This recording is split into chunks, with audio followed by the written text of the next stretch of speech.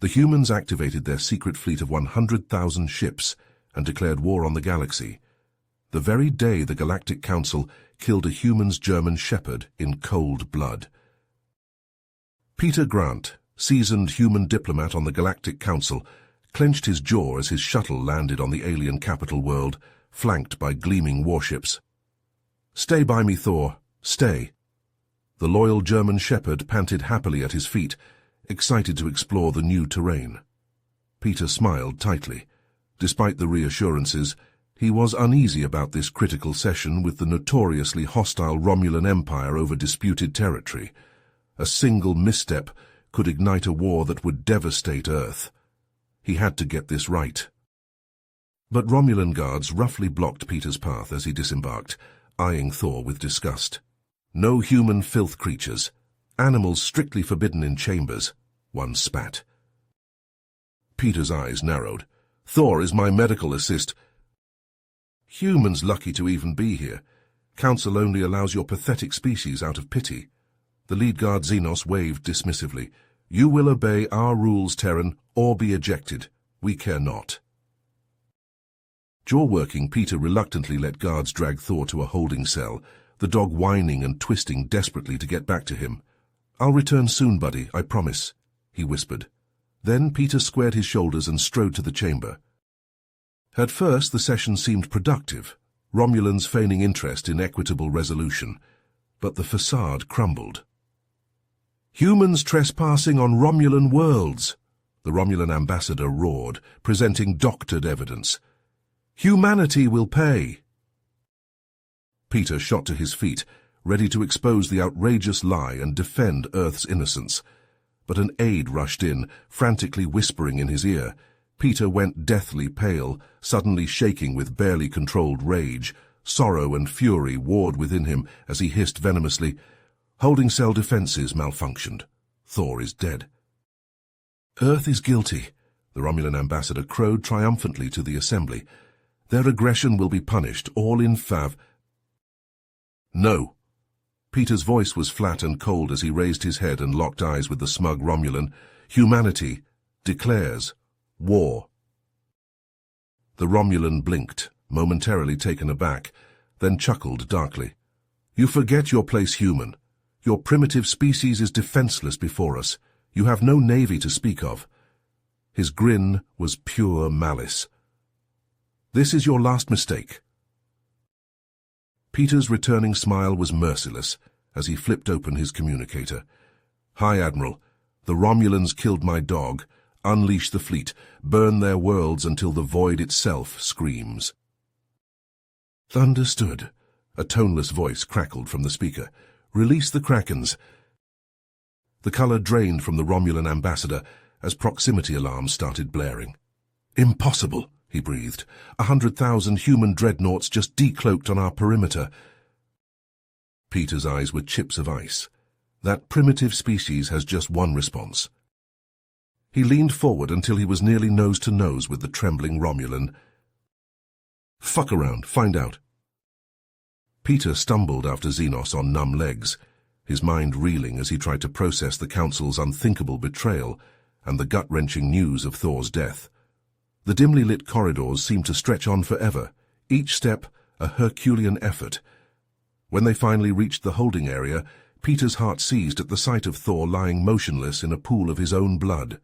The loyal dog was riddled with ugly purplish wounds, the results of merciless Romulan weaponry. A ragged sob tore from Peter's throat as he dropped to his knees beside Thor's body. With shaking hands, he gathered his beloved companion into his arms, heedless of the blood soaking into his uniform. He buried his face in Thor's soft fur, shoulders heaving as he wept. Xenos observed the heartbreaking scene impassively, his dark eyes cold and pitiless. "Regrettable," he remarked casually, as if discussing a minor inconvenience rather than the brutal slaughter of an innocent creature. "But if your pet was too stupid to avoid the defense system, it's no one's fault but yours." Something snapped deep inside Peter at those callous words. Blinded by anguish and rage, he lunged at Xenos with an inarticulate roar, desperate to rip the smug bastard limb from limb, but he never reached his target. The guards swarmed him instantly, raining down a flurry of savage blows that sent him crashing to the floor. They showed no mercy, continuing to beat him viciously until Xenos finally ordered them to stop. Peter lay broken and bleeding next to Thor's body, every inch of him screaming in agony. Through the haze of pain, he dimly registered Xenos crouching down beside him. The Romulan's breath was hot against his ear as he hissed, "Let this be a lesson, human. This is what happens when your kind doesn't know its place." With a final cruel chuckle, Xenos straightened and strode away, leaving Peter alone in his misery. Some indeterminate time later, Peter drifted back to consciousness in a sterile medical facility. His physical wounds had been treated, but the anguish in his heart was beyond any healer's skill. Numbly he learned that in light of recent events, the Council had voted to suspend all diplomatic ties with Earth effective immediately. All human ambassadors were to leave the galactic capital without delay. Clutching Thor's collar, the only piece of his loyal friend the Romulans had allowed him to keep, Peter boarded the shuttle that would take him back to Earth. He stared blankly out the window as the stars streaked by, his once bright spirit utterly shattered. Word of the Council's shocking verdict reached Earth before Peter did, igniting a firestorm of outrage across the planet.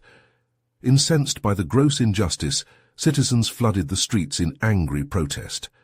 At night, candlelight vigils were held in Thor's memory, the brave dog's tragic story becoming a poignant symbol of the galactic community's appalling cruelty. Humanity's fury found its voice in Earth's grim-faced president, a hard, hawkish man, known for his great love of dogs. In a scathing address to the seething crowds, he declared that Earth's peaceful overtures had been repaid with nothing but contempt and betrayal. The galaxy wanted war. Then war they would have. As Peter's shuttle finally touched down on Earth, he was greeted by a chilling sight.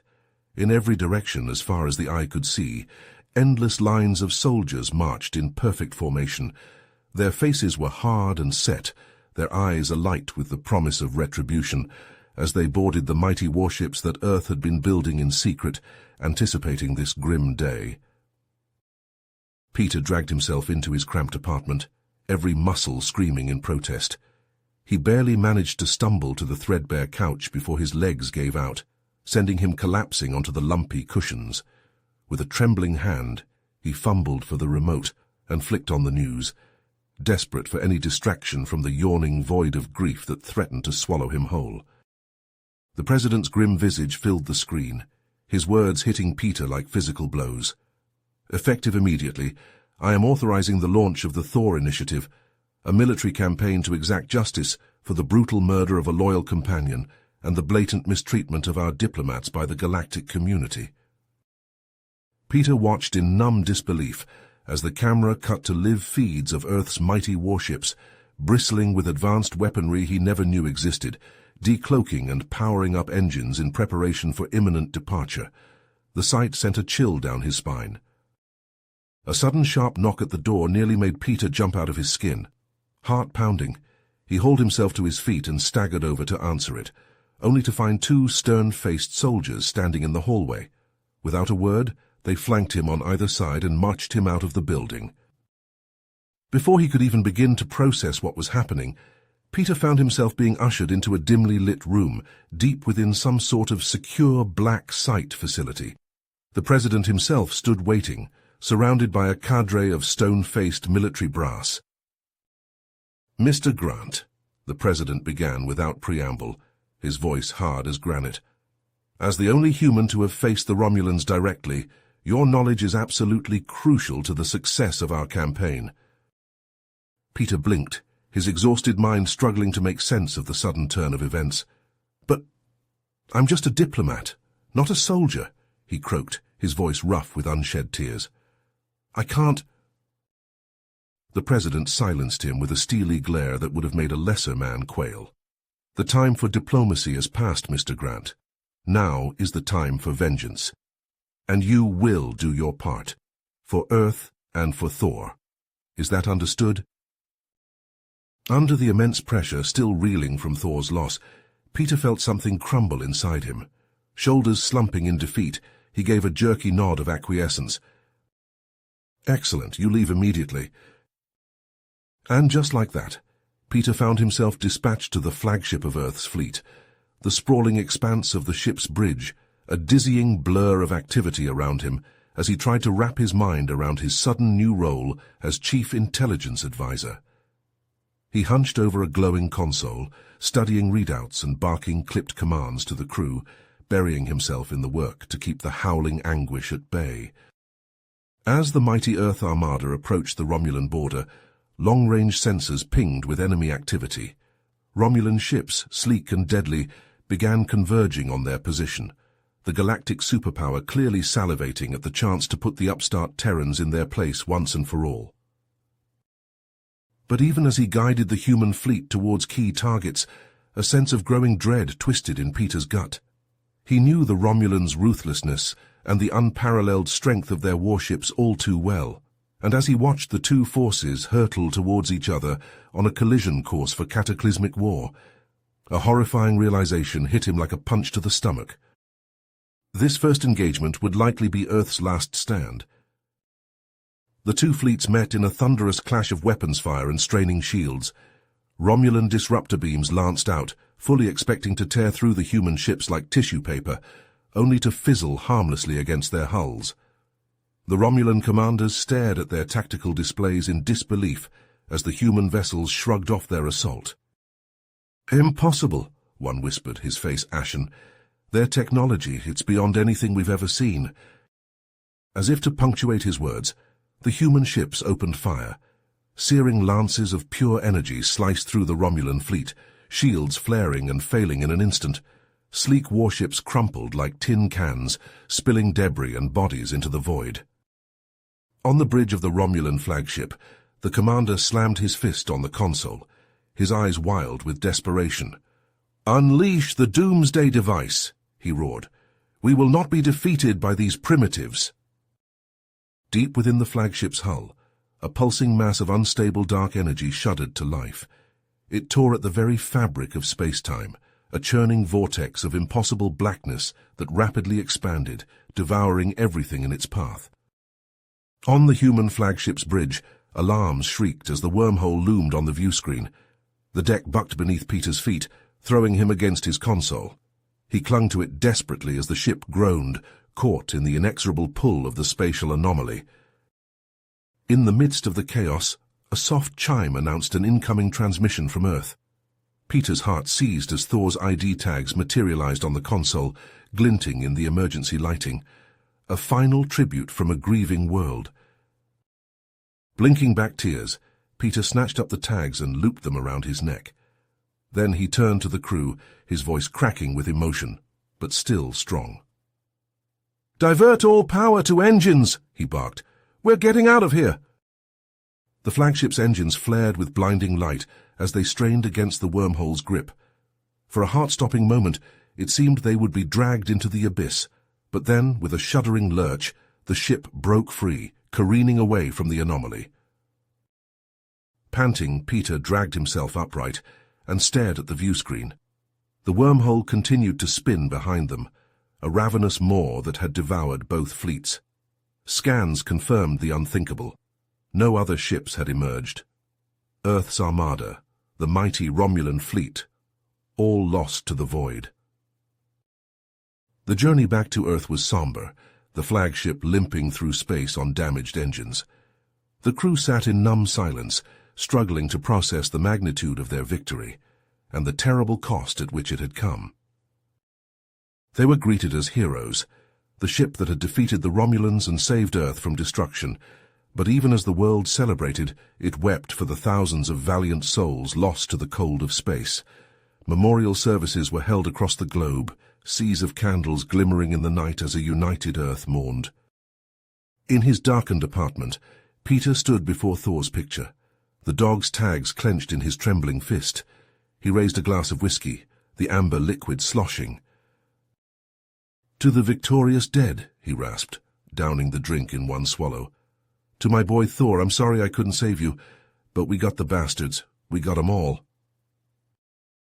He caressed the worn tags reverently. "You can rest now." Tears streaming down his face, he staggered to the couch and collapsed into a dreamless sleep. Months passed. Earth's cities slowly began to rebuild from the ashes, its citizens attempting to piece together some semblance of normalcy in the wake of unthinkable destruction. And Peter, the broken diplomat who had lost everything, found himself hailed as a war hero, his name spoken with reverence by all who had survived. But even as the world moved on, Peter remained frozen in his grief, going through the motions of life like a ghost, until the day a mysterious transmission arrived, encoded and untraceable. With trembling fingers, Peter decrypted the message, his breath catching in his throat as a set of coordinates resolved on the screen. Coordinates located deep in the heart of the former Romulan Empire, and beneath them, a single chilling line. "We have him."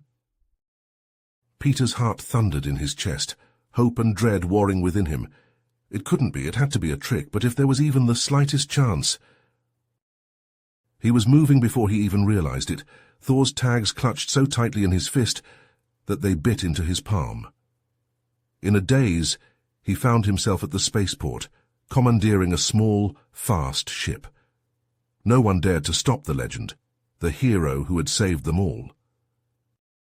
As the ship streaked through the stars, Peter's mind raced, running through 1,000 scenarios, each more desperate than the last. He knew it was likely a trap, but he had to know. He had to see for himself.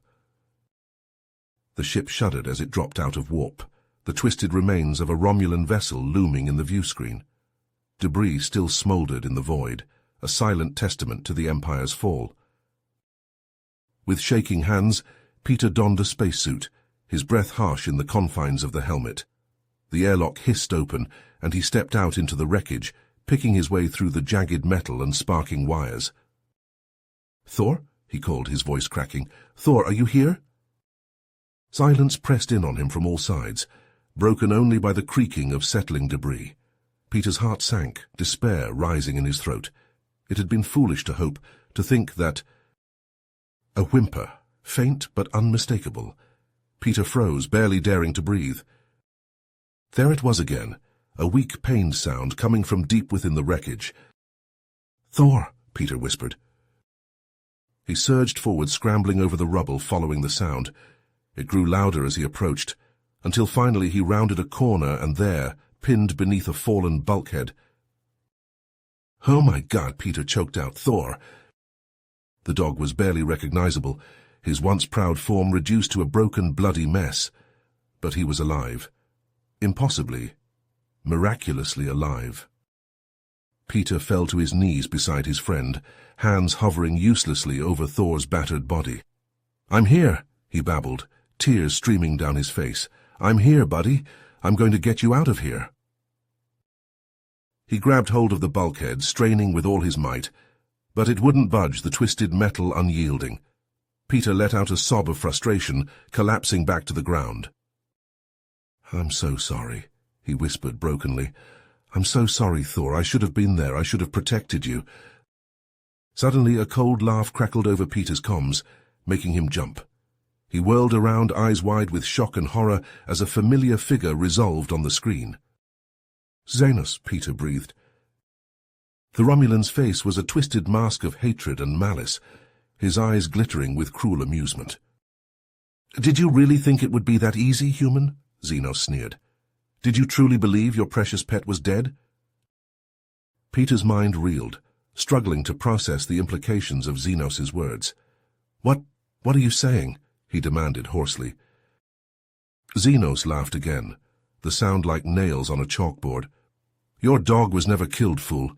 It was all a ruse, a ploy to push your pathetic planet to war, and you played right into our hands." Cold horror rushed through Peter's veins as the pieces fell into place. Thor's death, the Council's verdict, the war that had consumed them all. It had been orchestrated from the very beginning. "You bastard," Peter whispered, his voice shaking with rage. "You unimaginable bastard." Xenos's smile was pure venom. "We've been watching you, human, waiting for the perfect moment to draw you out, alone and unprotected, and now we will have our revenge." Peter's heart seized with terror as Xenos' words sank in. A trap. He had walked straight into a trap.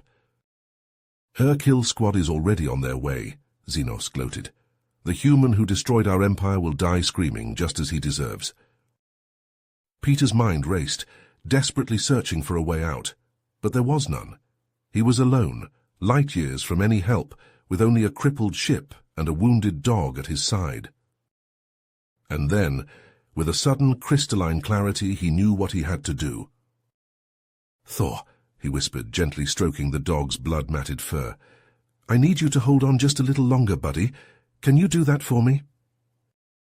Thor whimpered, his tail thumping weakly against the ground. Peter's heart swelled with love and grief, a final fierce surge of determination flooding through him. He turned back to the bulkhead, bracing himself against the metal. And then, with a roar of effort and anguish, he heaved upward with all his strength. The bulkhead groaned, the metal shrieking in protest, but slowly, agonizingly, it began to lift inch by tortuous inch. With a final desperate surge of strength, Peter wrenched the bulkhead free, sending it crashing to the side. He staggered, gasping for breath, his muscles screaming with exertion. But there was no time to rest. Already he could see the glint of approaching ships on the horizon, the kill squad closing in.